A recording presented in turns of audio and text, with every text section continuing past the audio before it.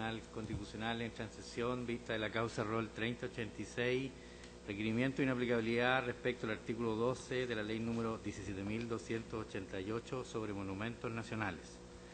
Tiene la palabra el señor relator José Francisco Leighton. Muchas gracias, señor presidente. Con fecha 6 de diciembre, Bellavista Oveja Tomé deduce requerimiento de inaplicabilidad por inconstitucionalidad respecto del artículo 12 de la ley 17.288, que regula los deberes del propietario con la declaratoria de monumento histórico, para que ello surta efectos en la gestión pendiente que se sigue actualmente respecto del recurso de protección interpuesto ante la Corte de Apelaciones de Santiago, precisamente por la declaración de dicho acto administrativo. Refiere la requirente que con ello se han vulnerado las garantías constitucionales establecidas en el artículo 19 en sus numerales 21, 24 y 26. El requerimiento de estos autos se ha tramitado ante la segunda sala de esta magistratura, admitiéndose a trámite con fecha 7 de junio pasado, oportunidad procesal en que fue suspendido el procedimiento de la gestión en que incide, para ser declarado admisible con fecha 21 de junio también del presente año. Evacuado traslados de fondo. Fue evacuado presentación por el Consejo de Defensa del Estado con fecha 14 de abril, instancia en que solicita el rechazo de la presentación de fojas 1 y siguiente. A su turno, con fecha 14 de julio, tanto la Agrupación Consejo Comunal para el Patrimonio Tomé como la Asociación Chilena de Barrios y Zonas Patrimoniales como Amicus Curiae han evacuado presentaciones también solicitando el rechazo de la acción deducida.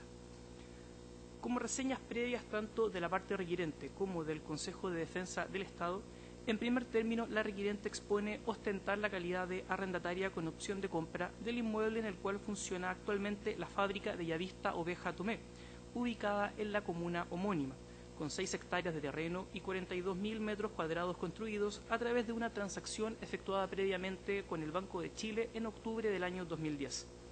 Más, con fecha 13 de abril de 2016, el Consejo de Monumentos Nacionales, en acuerdo celebrado a tal efecto y por la unanimidad de sus integrantes, ha declarado el bien en cuestión como monumento histórico, con las particularidades y limitaciones que la norma reprochada en estos autos impone.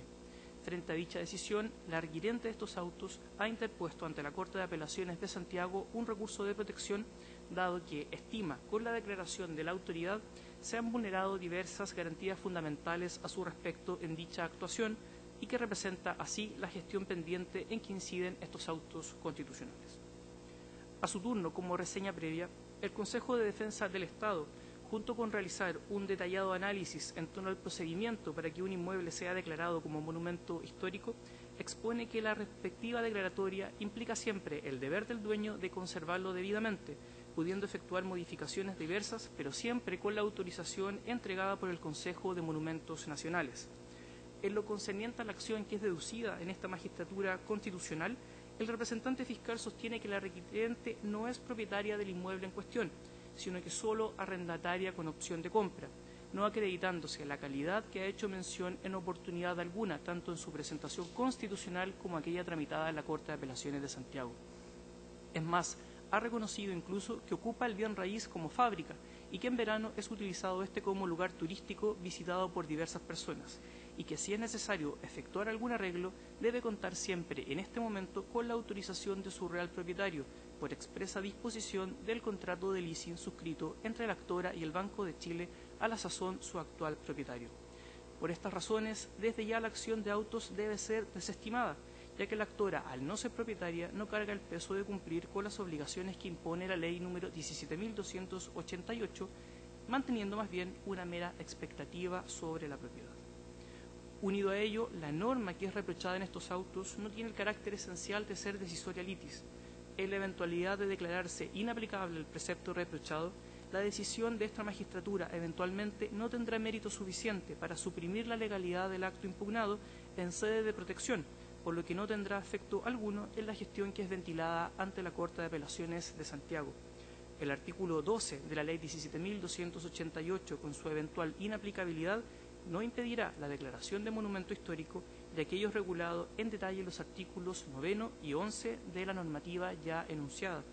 El artículo 12, reprochado en estos autos, más bien es normada una regla especial caracterizada por la hipótesis de que un inmueble sea del dominio de un particular siendo la regla general el enunciado artículo 11. Entrando los argumentos constitucionales planteados por las partes para afianzar su presentación, por parte de la requirente enuncia lo siguiente. Bellavista Oveja Tomé sostiene que la aplicación de la norma reprochada, al permitir la declaración de monumento histórico de un bien inmueble privado, genera diversos gravámenes al propietario. La ley número 17.288, dictada en el año 1970, es anterior a la Carta Constitucional del año 1980, que modificó el concepto de fusión social de la propiedad por una limitación que solo es aceptable hoy en la medida de no infringir el derecho a la igualdad ante las cargas públicas, con criterios siempre de proporcionabilidad y razonabilidad. En este sentido, asegurando el artículo 19 en sus numerales 21 y 24 constitucionales el desarrollo de actividades empresariales, así como el derecho de propiedad en sus diversas especies, sobre toda clase de bienes corporales e incorporales, el constituyente ha normado que solo la ley puede crear delimitaciones derivadas siempre de la función social que es inherente al dominio, pero, en caso alguno, se ha permitido al legislador imponer exigencias o restricciones arbitrarias a la adquisición, uso, goce y disposición de los bienes, ya que ello implicaría afectar su esencia, desconociéndose las garantías fundamentales ya aludidas. Por lo que, no respetándose aquello en la especie, las garantías han sido afectadas en su esencia, con una transgresión clara por ello también al numeral 26 del artículo 19 de la Carta Fundamental. Citando a este respecto jurisprudencia tanto de la Corte Suprema como de esta magistratura, la requirente refiere que la discusión en torno a la norma reprochada ha girado siempre en torno a establecer si la declaración como monumento histórico de un bien inmueble implica afectar en modo significativo o no las facultades esenciales del propietario en forma no permitida por la Constitución, esto es, alejándose de la función social derivada del dominio que comprende los intereses generales de la nación, la seguridad nacional, la utilidad y salubridad pública, así como la conservación del patrimonio ambiental. En el caso de estos autos, la requirente refiere que con la declaración dictada por la autoridad, en este caso, se ha limitado su dominio hasta convertirse en una regulación que es expropiatoria, sin mediar para ello ley general o particular dictada a tal respecto, con una carga superior a la que deben afrontar el resto de los ciudadanos o personas jurídicas de este país. Finalmente, con ello también es vulnerado el artículo 19, numeral 21 constitucional, ya que con la declaración de la autoridad, al coartarse la libertad de la requirente para desarrollar su actividad comercial por hechos o circunstancias diferentes a las indicadas en la normativa de la Carta Fundamental, y que adquirió el inmueble precisamente para el desarrollo de su actividad económica, lo ha hecho conforme a la normativa vigente al momento de su adquisición, mas por causa sobreviniente ha sido privada de uno de los requisitos esenciales del dominio y de la generación de su actividad empresarial. Por estas consideraciones solicita que sea acogida en todas sus partes la presentación de Fojas 1. A su turno, haciéndose cargo de las argumentaciones constitucionales esgrimidas por la parte requirente, el Consejo de Defensa del Estado desvirtúa estas en todas sus partes conforme a las siguientes alegaciones. Analizando las vulneraciones constitucionales esgrimidas por la requirente, refiere que éstas no guardan asidero alguno. En primer término, señala que no puede alegarse transgresión al derecho de propiedad, toda vez que la actora, tal como se enunció, no es propietaria del bien. A su turno, el Consejo de Monumentos Nacionales ha desarrollado para la declaración en comento un proceso de calificación siempre ajustado a derecho, con decisiones fundadas y respeto a los criterios previamente delimitados por el legislador, lo que demuestra la razonabilidad y proporcionalidad de su actuar en el margen discrecional que la legislación le ha otorgado. A dicho respecto, el ente fiscal abunda, haciendo presente que el artículo 12 de la Ley 17.288 no priva al titular de los elementos del dominio respecto del inmueble en cuestión, sino que más bien lo que hace es restringir la facultad de edificabilidad de la propiedad, requiriendo para su eventual concreción autorización a efectos del debido resguardo del patrimonio cultural involucrado. Al conferir el dominio, derechos y deberes, la función social envuelta resulta clave. Expone que la declaratoria de monumento histórico surge de la necesidad e interés siempre de proteger e incrementar el patrimonio cultural de la nación, que forma parte del patrimonio ambiental conforme lo dispone la Ley número 19.300, así como su preservación, garantizando su conocimiento y goce por las futuras generaciones. Finalmente, en caso alguno, resulta vulnerada tampoco la garantía constitucional establecida en el artículo 19, numeral 21. El ente fiscal hace presente que en virtud de la declaración de monumento histórico, el propietario siempre puede habitar, ocupar o emplear el inmueble para fines sociales, o los propios de su giro comercial, incluso desarrollar otros, si lo estima así conveniente, por lo que no se coarta la posibilidad de generar actividades empresariales, dado que es de la esencia del manejo sustentable de bienes culturales con trascendencia patrimonial su integración en la sociedad contemporánea. Por estas consideraciones solicita el rechazo de la acción deducida a Fojas 1 con costas de las mismas. Finalizo, señor presidente, señalando que se han anotado para alegar en la causa del día de hoy por los requirentes el abogado don Pablo Méndez y por el Consejo de Defensa del Estado en representación del Consejo de Monumentos Nacionales, don Jaime Varela Aguirre. Muy bien, gracias. Entonces, por la requirente alega el abogado don Pablo Méndez Sotos. Hasta por 30 minutos. Tiene la palabra.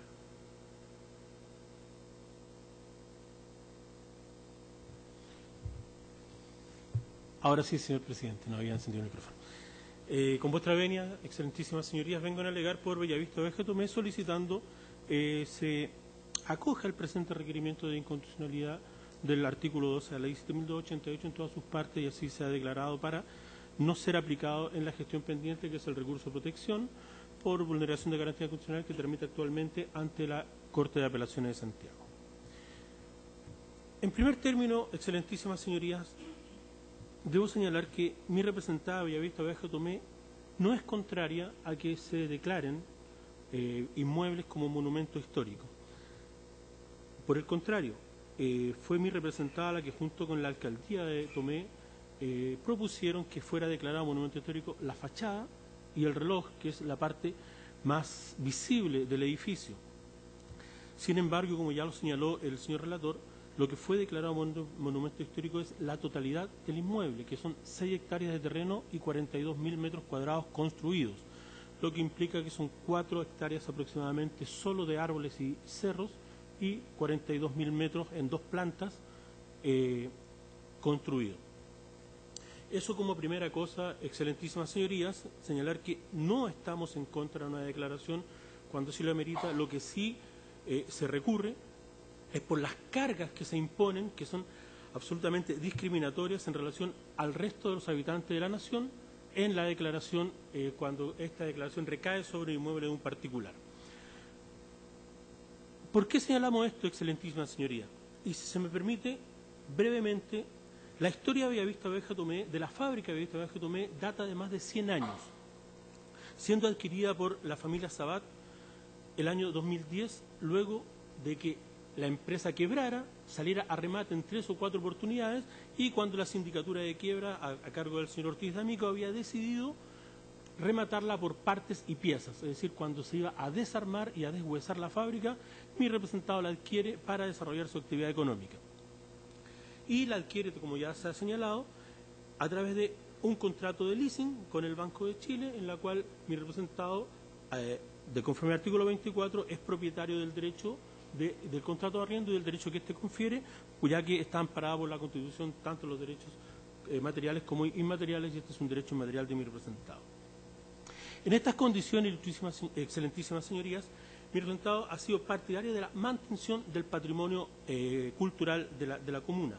Tanto es así que quiero ejemplificar que la fábrica tiene, además del inmueble que está declarado en este instante Monumento Histórico Nacional, excelentísimas señorías, 2 inmuebles más que ya fueron donados a la comunidad. Uno es el gimnasio de la fábrica y otro es la casa del sindicato. Y yo no sé si vuestras excelentísimas señorías han tenido la oportunidad de ir a Tomé, pero el gimnasio lleva absolutamente cerrado y deshuesado porque la inversión para mantener hoy día el gimnasio, que ya es de propiedad de la municipalidad, son 1.500 millones de pesos, los cuales nadie ha invertido para poder restaurarlo y mantenerlo y conservarlo, siendo hoy día un inmueble de propiedad municipal. En estas condiciones, excelentísimas señorías, me hago cargo, en primer lugar, como ya señalé, de los requisitos establecidos para que se acoja este requerimiento. En primer término, existe la gestión pendiente y es que hemos recurrido de protección ante la Ilustrísima Corte de Apelaciones de Santiago, toda vez, excelentísima señoría, que entendemos que se han vulnerado garantías constitucionales con la declaratoria, y esa gestión está pendiente y suspendida por resolución de vuestra excelentísima señoría. Se ha señalado, excelentísima señoría, que la norma que nosotros señalamos no sería decisoria litis. que es uno de los requisitos que señala la normativa constitucional para recurrir de inconstitucionalidad. Pues bien, excelentísimas señorías, esta parte ha señalado y ha determinado, y así lo expusimos en nuestro requerimiento, que la causa por la cual nosotros nos presentamos ante esta alta magistratura es aquella que impone una carga superior al privado propietario de un inmueble que es declarado monumento histórico. Y esta norma que le impone esta obligación es la que señala expresamente que se le impone al propietario no fiscal, sino que particular, esta carga. Decisión, o sea, norma, excelentísima señoría, que es esencial para la resolución del trámite en la Corte de Apelaciones, toda vez que se ha ido de protección por cuanto se ha vulnerado la garantía constitucional de la igualdad de derechos ante la ley al imponerse mayores cargas a mi representado por ser un propietario particular de un inmueble. Y esa razón sería por la cual estaríamos ante una norma decisoria litis, porque eso se va a hacer lo que se va a discutir en la Corte de Apelaciones de Santiago, señoría. En segundo lugar, y se ha señalado por el señor relator, que la razón por la cual se habría declarado monumento histórico y estaríamos dentro de aquellas limitaciones que la Constitución permite en la función social de la propiedad sería la protección del patrimonio ambiental.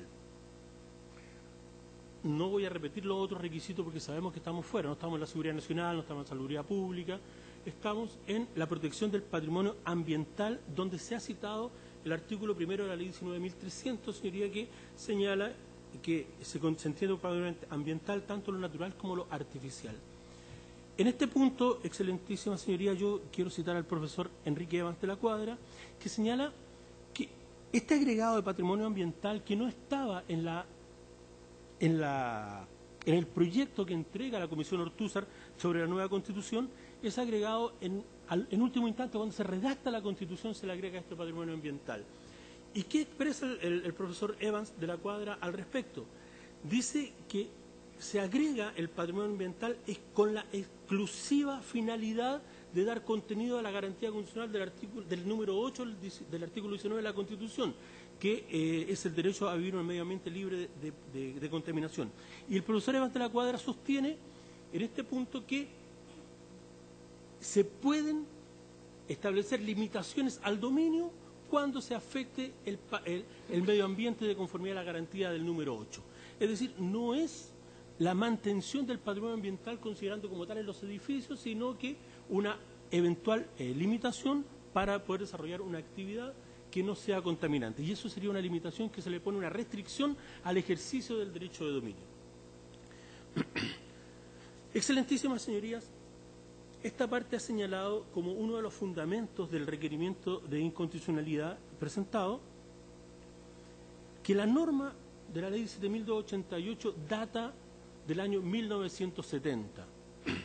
Sabido es por todos nosotros que con posterioridad del año 1980 se promulga y se dicta en Chile una nueva Constitución que efectivamente cambia el carácter del derecho de propiedad. Y en este desarrollo de la función social de la propiedad, hasta cómo la mantiene y cómo la concibe en la Constitución de 1980, hay importantes limitaciones y diferencias, señoría, excelentísima señoría. Esencialmente, estas diferencias dicen relación con el respeto irrestricto del derecho de propiedad, salvo las limitaciones que ya he señalado, que son seguridad nacional, salud pública, patrimonio ambiental, etc. Y que siempre debe ser afectada esta propiedad por normas legales. Excelentísima señoría, ¿qué implica que la propiedad de mi representado haya sido declarada monumento histórico? Implica, excelentísima señoría, y tal como lo señala la Constitución en el número 26 del artículo 19, que los derechos pueden verse restringidos siempre y cuando no sean vulnerados en su esencia. ¿Y con qué nos encontramos aquí, excelentísima señoría? Nos encontramos con lo que el profesor Fernando ha señalado y la doctrina lo ha expresado con lo que se denomina las regulaciones expropiatorias. ¿A qué me refiero con esto, excelentísima señoría? La declaración de monumento histórico por parte del Consejo de Monumentos Nacionales implica necesariamente que mi representada pierde atributos importantes de lo que es su derecho de dominio. ¿Cuáles son, en primer término y a grandes rasgos, excelentísima señoría? Se afecta el uso y goce de la propiedad y hasta la disposición, ya que, por ejemplo, si mi representado quisiera destruir, quisiera deshuesar, quisiera modificar, quisiera cambiar la alfombra de una oficina, requiere para eso la autorización y la venia del Consejo de Monumentos Nacionales. Es decir, si hoy día mi representado en aquellas 4 hectáreas que son cerros, que son árboles, quisiera construir un galpón, quisiera construir una caseta para un guardia, quisiera desarrollar cualquier actividad, debe pedir la autorización al Consejo de Monumentos Nacionales, autorización que, como bien es sabido, puede demorarse hasta 1 año en otorgarse. En segundo lugar, excelentísima señoría, se traslada el ius edificandi desde el dueño al Estado. Ya no es el dueño el que puede decidir por sí y ante sí qué hace con su propiedad dentro de las normas legales, sino que es el Estado el que decide qué puede y qué no puede hacer el particular dueño de un inmueble que le corresponde esta suerte de que su inmueble sea declarado monumento histórico. En tercer lugar, señoría excelentísima, y aquí entramos a situaciones mucho más graves incluso, se apercibe al dueño con multas y sanciones penales en el momento de no cumplir la norma del artículo 12, que dice que debe conservar. Si se le apercibe a que, por ejemplo, en el caso de Bellavista de Bajamar, expresamente, excelentísima señoría, hoy día el cambio de los techos del inmueble de Bellavista de Bajo Tomé cuesta 56.000 unidades de fomento. Si el Consejo de Monumentos Nacionales le exige al propietario que cambie los techos y no lo hace, se le aplica una multa. Y si no paga esta multa, se le apercibe incluso con cárcel si es que no cumple este requisito, esta obligación que le impone el Consejo de Monumentos Nacionales y la norma como está señalada en la Ley 7.288.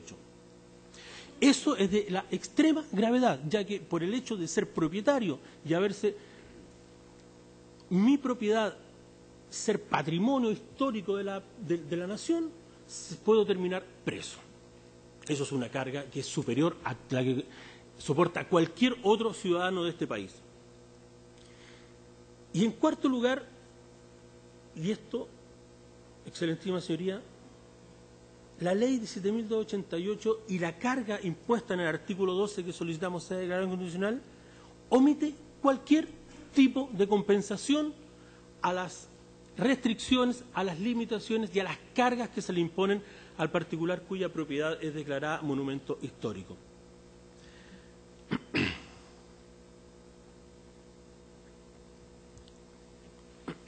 Excelentísima señoría, sabemos que nuestra Constitución Política de la República establece la igualdad entre iguales y la discriminación positiva en determinados casos. Pues bien, hoy día se le entrega a través del Consejo de Monumentos Nacionales un monumento histórico a la comunidad con el fin de conservarlo para la historia de las futuras generaciones. Pero la carga de esta entrega cultural al país solo es soportada por el particular. Hoy día mi representado no tiene la posibilidad, y en esto me extiendo a las garantías constitucionales, en el artículo se reconoce a los particulares en nuestro país a través de las garantías constitucionales el derecho a desarrollar cualquier actividad económica lícita. Hoy día, y esto como una consecuencia perversa, si se me permite, excelentísima señoría, de esta declaración, y todos sabemos que así, o sea, todos nos gusta admirar el inmueble, todos estamos muy contentos, pero esto tiene consecuencias perversas. Y hoy día no existen bancos en Chile que permitan una garantía hipotecaria con un inmueble declarado monumento histórico. Y esto, que no existe en ninguna norma, sí existe en la costumbre comercial de nuestro país, excelentísima señoría, desde el momento que sabemos que el valor comercial de un inmueble al ser declarado histórico, monumento histórico, cae groseramente en el mercado. Eso le ocurre a mi representado hoy día, excelentísima señoría, ya que no puede optar a líneas de crédito, a financiamientos, no puede entregar la propiedad en garantía porque está declarado monumento histórico. Esto es como aquellos casos donde por hacer el bien termina haciéndose un mal, excelentísima señoría. Y eso es lo que ha ocurrido con el inmueble de Bellavista Oveja Tomé. Pues bien, ya desarrolladas las líneas argumentativas, excelentísima señoría, quiero señalar expresamente la carga impositiva que se impone al particular por el hecho de ser declarado monumento histórico su inmueble. El artículo 12, si se me permite, dice: si el monumento histórico fuere inmueble de propiedad particular, el propietario deberá, es absolutamente imperativo el término que señala la norma, conservarlo debidamente, no podrá destruirlo, transformarlo, repararlo, ni hacer en su alrededor, etcétera, etcétera. Y aquí entramos de lleno en la garantía constitucional del artículo 24 de la Constitución Política de la República, que señala expresamente que solamente por la función social de la propiedad se podrán poner limitaciones por los intereses generales de la nación, la seguridad nacional, la utilidad de la salud pública y la conservación del patrimonio ambiental. De los cuatro, ya me hice cargo y entendemos que ninguno de los cuatro, excelentísimas señorías, está en el ojo de la norma cuyo incontinuidad solicitamos. Por estas razones, excelentísima señoría, entendemos que, siendo una norma legal, de carácter legal, dictada con anterioridad a la Constitución, entendemos que debe adecuarse a esta norma imperativa fundamental, a esta norma hipotética fundamental que es la Constitución. Y al ser dictada, a pesar de las diversas modificaciones que tuvo el derecho de propiedad en la Constitución del 25, el año 67, el año 69, el año 71, sabemos, excelentísima señoría, que se cambia el concepto absolutamente del derecho de propiedad, el cual hoy día es lo que ya señalé con estas limitaciones. En esas condiciones entendemos que la carga que se impone, la limitación que se pone al propietario es de carácter expropiatoria y, siendo de este carácter, no se ha dictado una ley particular ni general que así lo señale, y más aún se ha omitido de la norma cuya inconstitucionalidad solicita toda referencia a una compensación económica debiendo soportar las cargas exclusivamente el propietario y más que ningún otro ciudadano de este país. Por estas condiciones y estos argumentos, excelentísima señoría, solicitamos el requerimiento de inconstitucionalidad sea acogido en todas sus partes, así sea declarado y se declare la inconstitucionalidad del artículo 12 de la ley 17.288, que va a ser decisorio en la resolución del recurso de protección número 36.624 de 2016, que se tramita actualmente y que está suspendido por el trámite ante la Corte de Apelaciones de Santiago. Muchas gracias, excelentísima señoría. Gracias a usted. Por el Consejo de Defensa del Estado, en representación del Consejo de Monumentos Nacionales, alega don Jaime Varela Aguirre, hasta por 30 minutos. Tiene la palabra. Muchas gracias. Por la venia de vuestra señoría excelentísima, alego por el Consejo de Monumentos Nacionales y solicito que sea rechazado o no sea acogido el requerimiento de inaplicabilidad deducido por la empresa Bellavista Tomé, Sociedad por Acciones. Excelentísima Corte, en primer término, quiero partir señalándolo, ser muy claro, decir que la fábrica Bellavista Oveja Tomé no es hoy día monumento nacional, no es hoy día monumento histórico.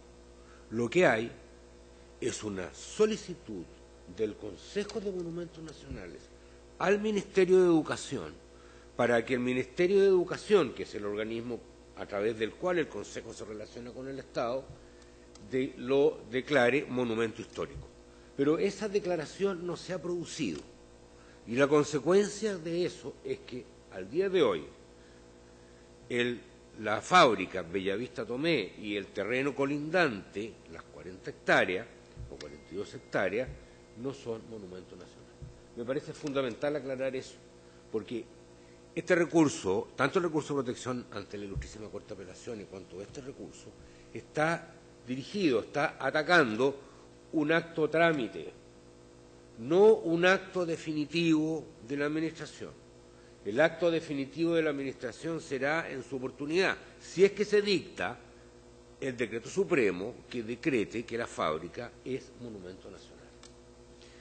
En segundo término, quiero señalar que la empresa Bellavista Tomé ha presentado en el Consejo de Monumentos Nacionales un recurso de reconsideración de la resolución que aprobó solicitarle al Ministerio de Educación la declaración de monumento nacional. Solicitud de reconsideración que no se ha resuelto, que está pendiente, con lo cual se agrega otro antecedente para demostrar que no se ha declarado monumento nacional a la fábrica Bellavista Tomé. En tercer término, quiero hacer presente que el recurrente es un arrendatario con opción de compra. Puede actuar, está legitimado para actuar porque tiene intereses evidentemente en la fábrica. Sin embargo, las cargas a que alude mi distinguido contradictor que le impondría el artículo 12 no le van a afectar a él como arrendatario con opción de compra, le van a afectar al Banco de Chile, que es la empresa del leasing. Mi distinguido contradictor o su representado tiene una mera expectativa, que se traducirá, si es que lo cumple, en ejercer la opción de compra. Pero si no ejerce la opción de compra, no va a consolidar el derecho de propiedad sobre el inmueble en cuestión y quedará en manos del Banco de Chile. Estoy dando algunas ideas generales y a las cuales me voy a profundizar más adelante. Como cuarto punto, quiero señalar que la declaración de monumento nacional de un inmueble no entorpece el desarrollo de la actividad que se desarrolla en el monumento nacional. En ese inmueble, la empresa Bellavista Tomé puede fabricar textiles, puede fabricar paños, puede fabricar yogures, puede fabricar leche, puede fabricar zapatos. No se le impide el desarrollo de su actividad económica. Lo que establece la Ley 17.288 en su artículo 12 es que para realizar transformaciones, modificaciones en el inmueble se requiere su autorización previa, es decir, no se le prohíbe. Y no solamente dice que se requiere autorización previa, sino que se establece además que el Consejo de Monumentos Nacionales podrá orientarlo y señalarle qué tipo de modificaciones, ampliaciones, reestructuraciones puede desarrollar, es decir, le da una asesoría técnica. Evidentemente que hay una carga, eso es indudable que hay una carga para el propietario, desde que se le restringe su libertad para hacer lo que quiera en el inmueble. Pero, excelentísima Corte, estamos llenos de carga por todos lados. Si ustedes quisieran modificar su casa, tienen que ir a pedir la autorización a la Dirección de Obras Municipales. Y la Dirección de Obras Municipales va a revisar el plano y le va a dar la autorización o no le va a dar la autorización. Y además le va a cobrar derechos por hacerlo. Y si usted construye sin esa autorización, la Dirección de Obras Municipales va a poder exigirle que lo demuela.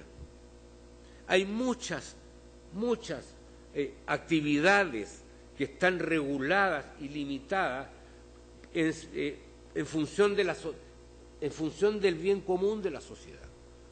Yo no puedo construir en el centro de Santiago aquí un chalet de un piso. No puedo. Está prohibido. La Dirección de Obras Municipales y el plano regulador me lo impide. Tampoco puedo hacer una cancha de fútbol con pasto, que sea bonito. Me lo impide. Yo no puedo construir un edificio de la altura que se me ocurre en cualquier parte. Es decir, lo que quiero apuntar en la excelentísima Corte es que esto que mi distinguido contradictor resalta como algo sumamente negativo, si bien es cierto, es necesario y es corriente y es común que en todas nuestras actividades nos enfrentemos a limitaciones. Sabemos que la ley limita, sabemos que la ley discrimina, sabemos que la ley distingue, pero lo hace de manera no arbitraria, lo hace de manera razonada y lo hace con justificación. Entonces no es extraño que tengan esta carga los propietarios de monumentos nacionales o de monumentos históricos. Excelentísima Corte, y esto tiene un respaldo constitucional. No solamente la ley 17.288 lo establece, sino que la Constitución Política, en el artículo 19, número 24, inciso segundo, señala que solo la ley puede establecer el modo de adquirir la propiedad, de usar, gozar y disponer de ella, y las limitaciones y obligaciones que deriven de su función social. Es la ley 17.288, la que ha establecido la función social. Y es una ley que está plenamente vigente porque ha regido un acto. Y más adelante, este mismo inciso, el número 24 del artículo 19 de la Constitución, dice que ésta comprende el derecho a propiedad, la función social, cuanto exijan los intereses generales de la nación, la seguridad nacional, la utilidad y la salubridad pública y la conservación del patrimonio ambiental. Y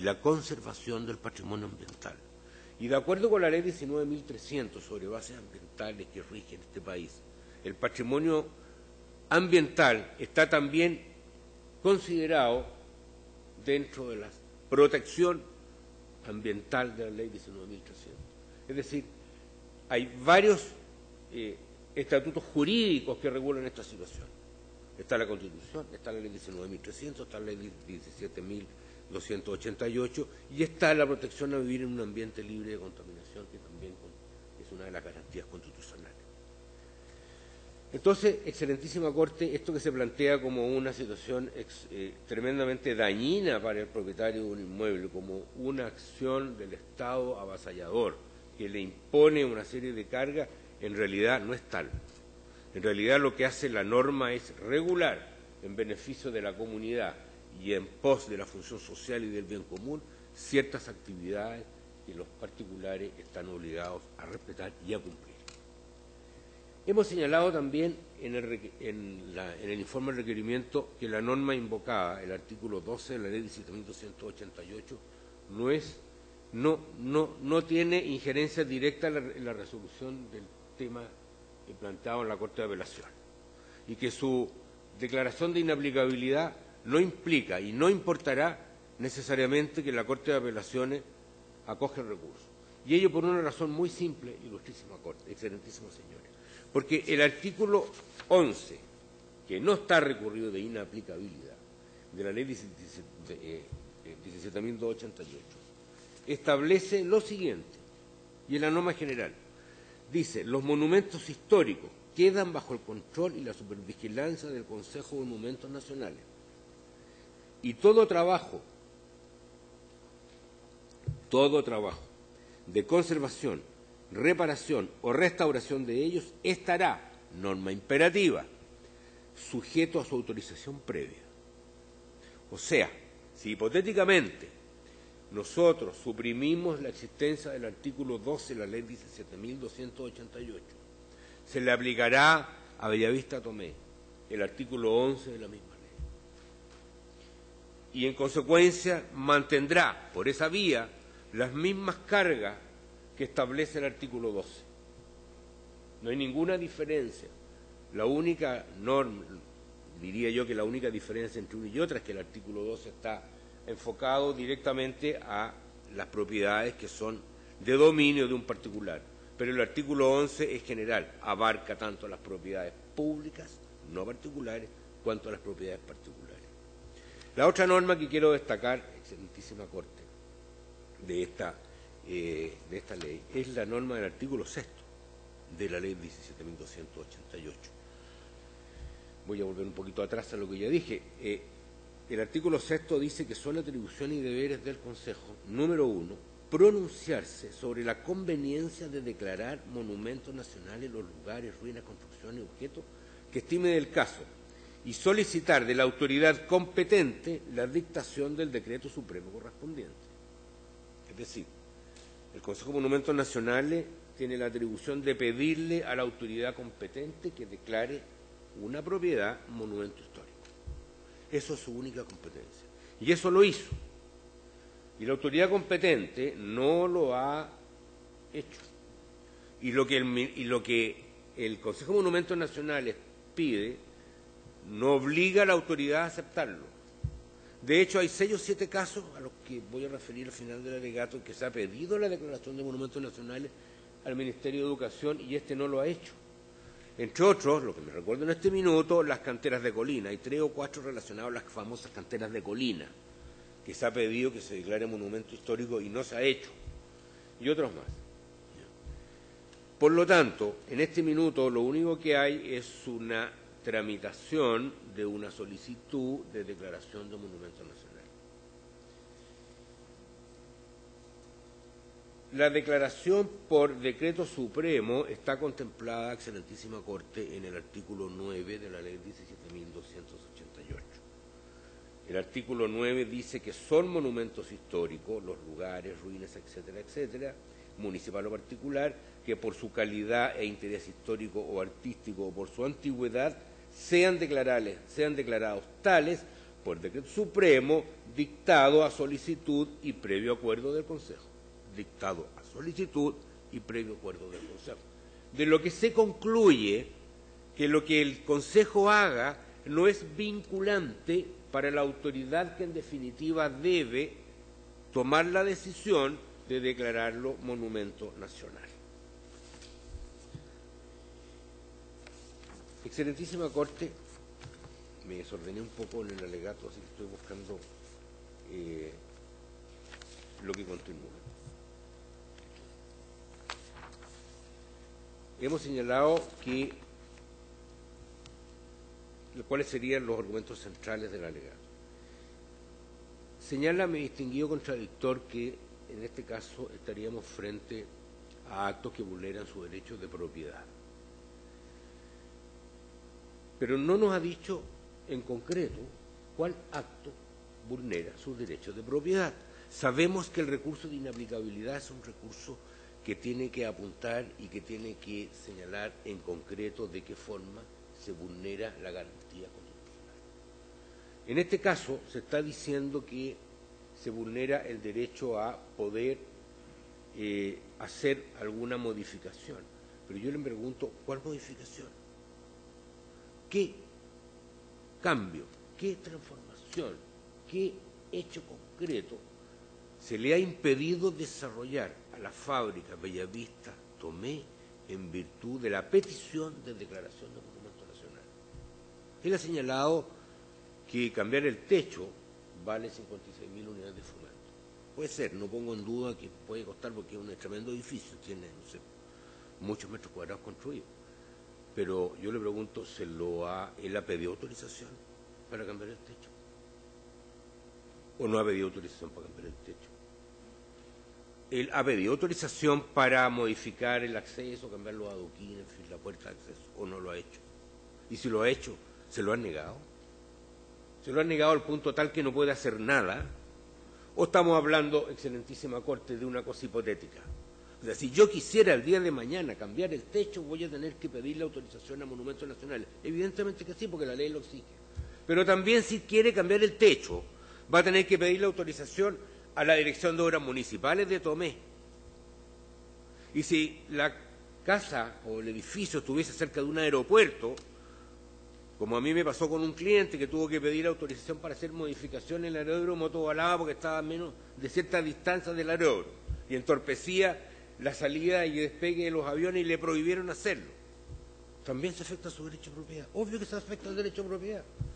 Si el derecho de propiedad no es absoluto, en ninguna parte del mundo es absoluto. Y el derecho de propiedad, como decía un profesor alemán, genera obligaciones. No solo genera satisfacciones el hecho de tener y gozar de la propiedad, genera obligaciones para la sociedad. Eso dice la Constitución alemana por lo demás. En consecuencia, el hecho de que tenga ciertas cargas puede ser mayor o menor bajo determinadas condiciones, no significa, en términos de la forma como se ha planteado, que no pueda desarrollar su actividad o usar libremente de su propiedad, evidentemente con las limitaciones que todos tenemos. Todos los que vivimos en sociedad tenemos limitaciones. Yo no puedo salir a la calle a tirar piedras, si lo hago me llevan detenido. Todo el mundo tiene limitaciones en todas las actividades que desarrolla. Entonces, mi distinguido contradictor no ha dicho, en términos precisos y concretos, en qué le afecta su derecho de dominio. ¿Qué actividad ha querido desarrollar en la fábrica de Bellavista Tomé y se lo han impedido? Probablemente si pide, no sé, puede ser un autódromo, correr autos, le van a decir que no. Pero si estamos dentro de ciertos rangos razonables, dentro de su actividad, yo creo que no va a tener problema. Seguramente se va a demorar más en hacerlo, es probable que sí, porque sabemos que la burocracia lamentablemente es así. Todos los trámites se demoran. Si yo quiero construir una propiedad, me voy a demorar mucho en aprobar los permisos municipales. Un edificio en la comuna de Lo Barnechea, no sé por qué razón, estadísticamente es la que más se demora en dar las autorizaciones. Se demora casi un año en obtener su autorización. Entonces, lo que quiero demostrar es que todo esto que se plantea como una cosa casi caótica, como una salida, como que estamos al margen de la ley, como que no se respetan los derechos de nadie y que la fábrica de Vista Tomé es una víctima de esta situación. Es lo normal, no es así, es lo normal. Excelentísima Corte, no hay en este caso restricciones al uso del inmueble. Hay restricciones a la propiedad, en el sentido de que para hacer ciertas modificaciones requiere autorización previa, sí. No hay restricciones al uso. Puede construir, puede generar, es decir, hacer textiles, como lo está haciendo en poca escala, pero lo está haciendo en poca escala no porque se lo prohíban, sino que porque el negocio es malo. Y el negocio es malo porque traer lana de China es infinitamente más barato que hacer lana en Santiago, o en Tomé, o en Antofagasta. Y ese es un problema que viene de antes, por eso que quebró la fábrica, y no una vez, quebró 2 o 3 veces. Y por eso que no la podían sacar a remate, porque nadie se interesaba en comprarla. Y cuando la compran y quieren hacer una actividad textil, de los 2.000 o 3.000 trabajadores que había en su apogeo, hoy día tienen 40 trabajadores desarrollando la actividad textil. Y en el verano hace una pequeña actividad turística y hacen un tour, y el año pasado fueron 200 personas o 150 personas a conocer la fábrica. Entonces, ¿dónde está el perjuicio? ¿Dónde está la limitación? ¿Dónde está la restricción al derecho a propiedad? O al artículo 21, o al número 21 de la Constitución, artículo 19, número 21, que le prohíbe desarrollar una actividad económica. Lo están desarrollando.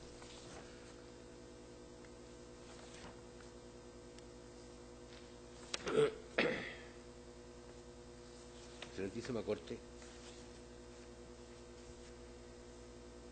quiero también hacer presente desde el punto de vista netamente procesal que en el escrito en el cual se plantea la inaplicabilidad se indica que se vulnera no solamente los artículos 19 número 21 y 19 número 24 de la Constitución Política, sino que también el número 1, número 6, número 64. Sin embargo, no lo desarrolla, solamente lo menciona en el cuerpo del escrito, y en el petitorio tampoco lo señala. Entonces hay claramente una inconsistencia y hay fallos de nuestra señoría excelentísima en ese sentido, que se debe rechazar un recurso por falta de fundamentación o consistencia. El hecho que se indiquen, se mencionen determinadas garantías constitucionales en el cuerpo del escrito y en el petitorio solamente se limite a 2, en este caso la número 21 al 24. El señor relator señaló, y mi distinguido contradictor también, que se daba por violado el número 26 del artículo 19, es decir, la transgresión en su esencia de la garantía constitucional. Pero si vuestra señoría va al petitorio del recurso, en la parte final, en el petitorio del recurso solamente está referido a las garantías del número 21 y el número 24. Lo señala que se tenga que dar por transgredido también el número 26. En consecuencia, excelentísima Corte, al no exponer, razonar ni justificar en forma circunstancial la aplicación de estos preceptos impugnados como norma decisoria, el recurso en ese sentido no debiera prosperar, por cuanto no tendría los fundamentos adecuados para su aceptación como tal. Hay una falta de concordancia entre la parte expositiva del requerimiento y la parte petitoria.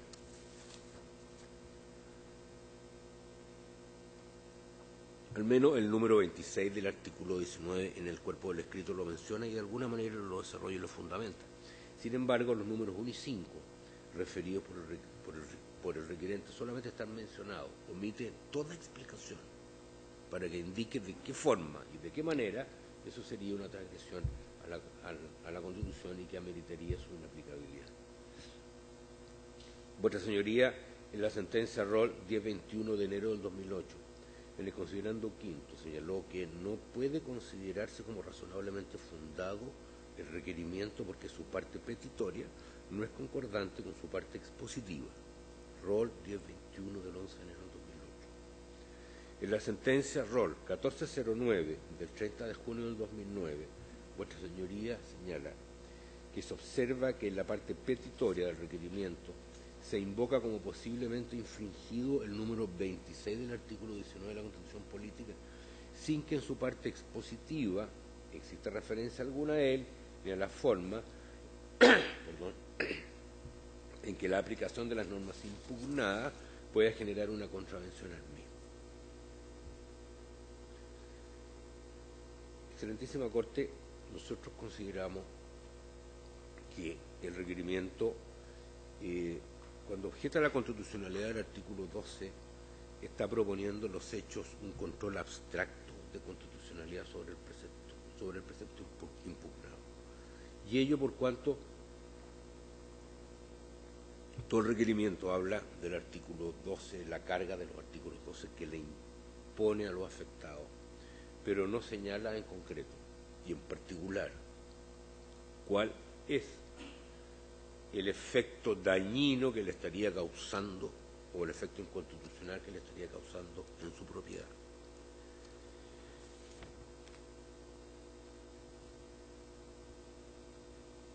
No señala en el caso concreto de qué manera la aplicación del artículo 12 le está conculcando su derecho de dominio. No señala cuál acto que ha pedido autorización para desarrollar o que ha desarrollado se le ha negado. Es un planteamiento abstracto, potencial y condicional, en el sentido de que lo que podría pedir en el futuro podría serle condicionado al cumplimiento de determinadas condiciones. Y eso implica en los hechos un control abstracto y general del artículo 12, que no es, de acuerdo a vuestra doctrina, el papel, el rol que le compete al Tribunal Constitucional por la vía de este recurso. En definitiva, excelentísimo Tribunal, nosotros solicitamos que, por las razones expuestas, sea rechazado este recurso de inaplicabilidad, teniendo presente los 4 o 5 argumentos centrales del recurso, y me voy a permitir resumirlos y leerlos. Primero, no se ha declarado monumento nacional a la fábrica Bellavista Oveja Tomé, sociedad por acciones, sino que el Consejo de Monumentos Nacionales lo ha pedido y no se ha declarado. Existe un recurso de reconsideración pendiente ante el Consejo de Monumentos Nacionales presentado por la empresa. La fábrica, el recurrente no es el propietario directo, sino que es un arrendatario de una opción de compra, por lo tanto a él no va a recibir ninguna carga que le pudiese imponer por la vía del artículo 12. Cuarto, el artículo 12 no es la norma que va a resolver el tema, porque de declararse inaplicable, la Corte de Apelaciones perfectamente puede mantenerlo por la vía del artículo 11 del recurso de inaplicabilidad. Quinto, hay limitaciones y hay cargas, pero no afectan en su esencia el derecho de dominio. Nada le impide vender y para construir tiene que pedir autorización, lo cual no necesariamente se va a negar. Sexto, no hay correspondencia ni concordancia entre las normas constitucionales impugnadas con el petitorio del requerimiento. Octavo, lo que se está planteando en este caso es un caso típico de control abstracto de inconstitucionalidad y no concreto, ya que no se ha indicado qué actividades o modificaciones al inmueble han sido limitadas o prohibidas. Noveno, existen muchas otras limitaciones al derecho de propiedad. Pregunto, ¿el solo hecho de tener que pedir autorización a una autoridad administrativa para realizar un acto implica una limitación al derecho de dominio? O sea, si yo voy a la Dirección de Obras Municipales de la Municipalidad de Santiago para pedir autorización para transformar este edificio o el del lado, ¿estoy restringiendo mi derecho de dominio? Me parece que la respuesta es negativa.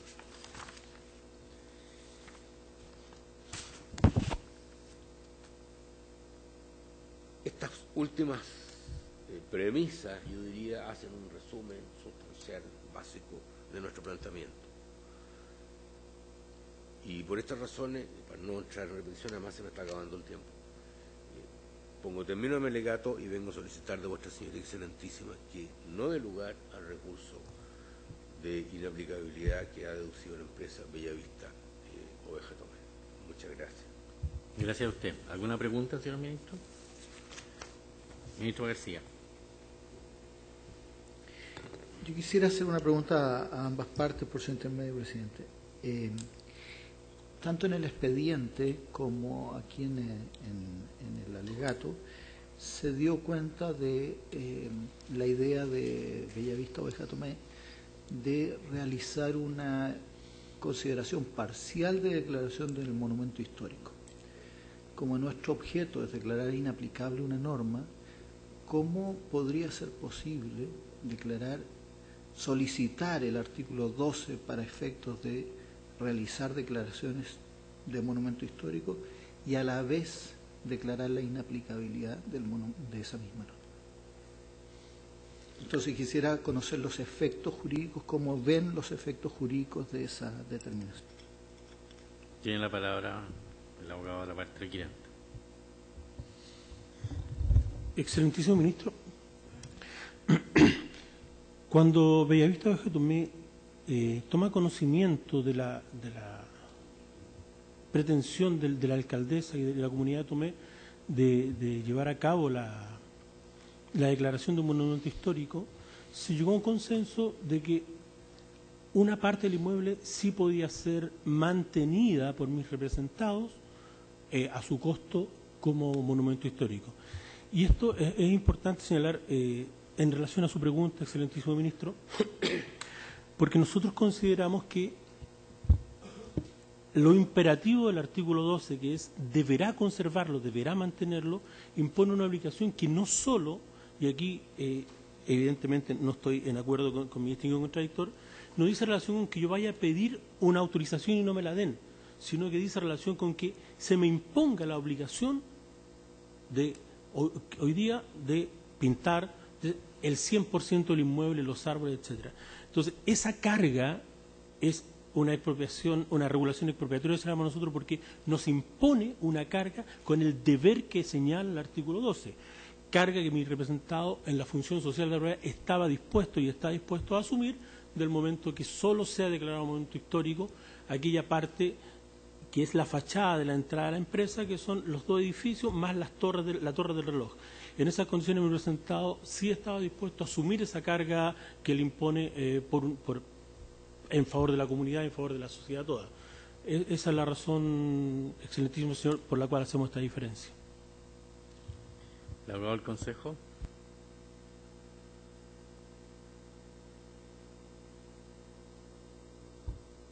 Hable, porque si se considera que la norma es inaplicable por ser inconstitucional, lo es por cualquier transformación o por cualquier limitación del inmueble, y no solamente una parte. Entonces, desde que está aceptando que una parte, la torre, la fachada y no sé qué otra parte, el acceso, pueda ser declarado monumento nacional, monumento histórico, está reconociendo que la norma en sí misma no es inaplicable ni es inconstitucional. Lo que pasa es que la está adaptando a su conveniencia, a sus necesidades. Y yo creo que ese solo hecho implica reconocer tácitamente que la norma sí es constitucional. Esa es mi respuesta, señor ministro. ¿Alguna otra pregunta? No, muy bien, concluida entonces la vista de la causa.